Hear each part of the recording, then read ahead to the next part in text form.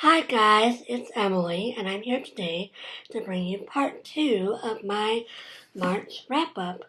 I read 10 books total in March, and I showed you 5 of them in the first half, and now I'm going to bring you 6 more because I'm going to show you one that I'm going to finish tomorrow, the first day of April, so I'm going to show it.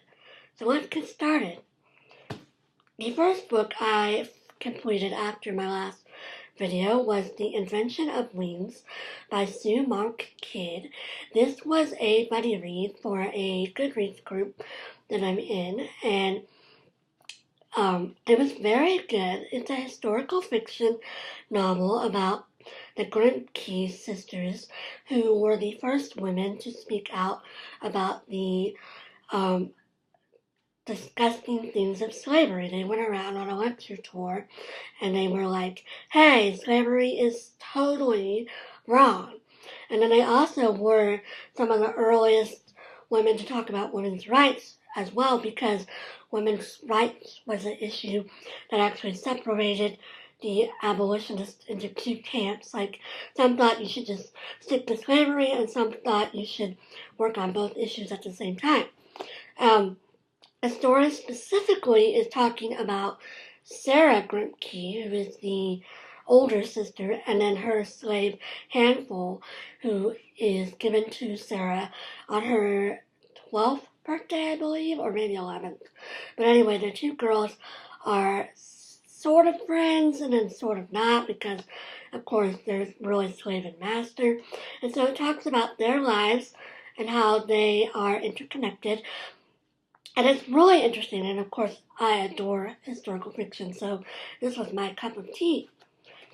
The next book I read in the latter half of March was The Stranger. Hold up, you can not see that at all. The Stranger by Albert Camus. Albert Camus. This is a classic book, and this has been on my TBR to read this year, but I figured I'd have to wait until I got home to get my mom's copy. But I found this in a little free library, and I was kind of in a little reading slump, so I decided to pick it up, and I'm going to take it back to the little free library now, because there's no real reason for me to hold on to it. I could get my mom's copy, or I could get it at the library if I ever wanted to reread it. This is a story about a man who commits a murder, and it's a highly philosophical novel. It's talking about existential nihilism. I did not say that right. But anyway, Camus is very interested in the idea of, like, does life matter? And does it have any meaning? And it's also talking about, like, societies and the moral standards of society and how society judges people. It was an interesting read. I'm glad I read it because it is such a classic and such a well-known book. But I can't particularly say it was that exciting to me. I mostly read it because it was short and I needed something to get me out of my reading slump. But yeah, if you are interested in philosophy or just reading classic books, you should definitely check this out. And also, I really love this cover. Like, this is actually, I think, one of my all-time favorite covers because it's cool. The next book I read was a fantastic book, and that is Stephen King's On Writing, a Memoir of the Craft.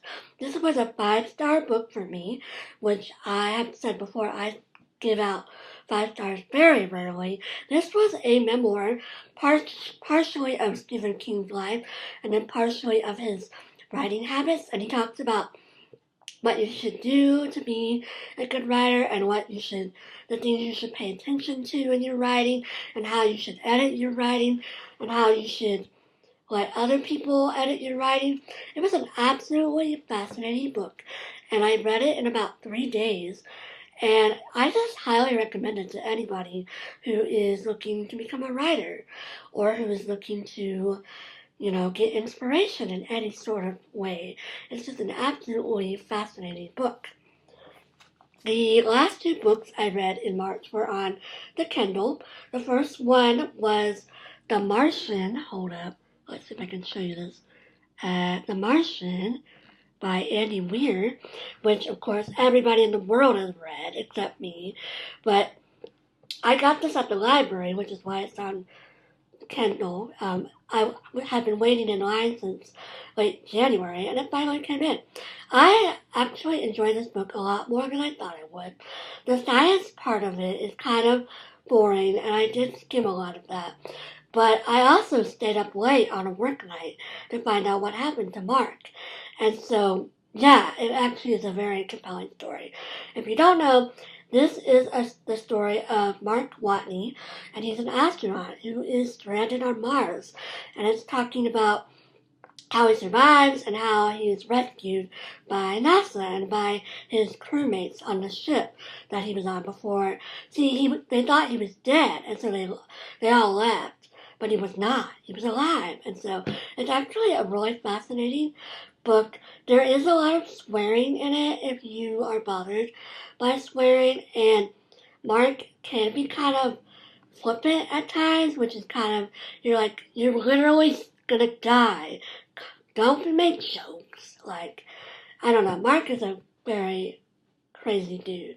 But yeah, this is an interesting read, and I'm glad I checked it out, and I'm looking forward to reading, or not, to watching the movie.